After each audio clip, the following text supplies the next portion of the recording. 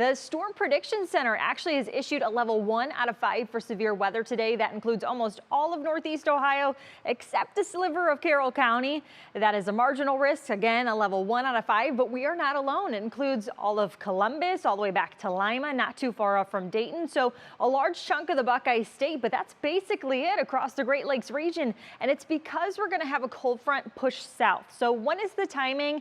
How do you make your Thursday plans and adjust accordingly? Well, this afternoon and evening, I'm really pinpointing between 4 and 8 o'clock this evening. As that line pushes through, we'll get some activity along and then ahead of the actual front.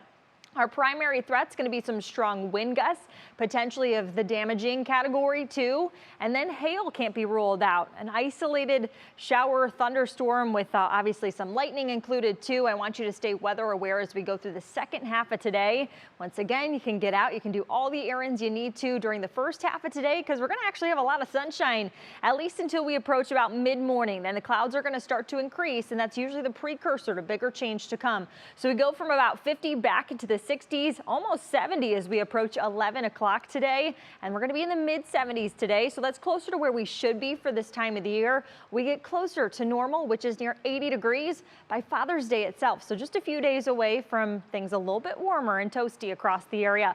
Buckeye State is dry right now, as I told you earlier in my forecast, but as we look a little bit further to the north, this is actually where the front is, so there's a lot of rainfall right now through parts of northern Michigan, and they actually need it. If you remember that big swirling low that impacted us, well, central Michigan actually lucked out in the rainfall. So this is going to push its way further south. They'll get some much needed rainfall. And then we continue with the trend of beneficial rainfall for even us, as we could obviously use a little extra. I don't think you may recall, or maybe you do, all of the ideas of us counting down to the days we'd officially get rain. We went 3 weeks without it, and we still need it. In your National Zymer hour-by-hour forecast, we see some sunshine. We see some clouds by the middle of the day.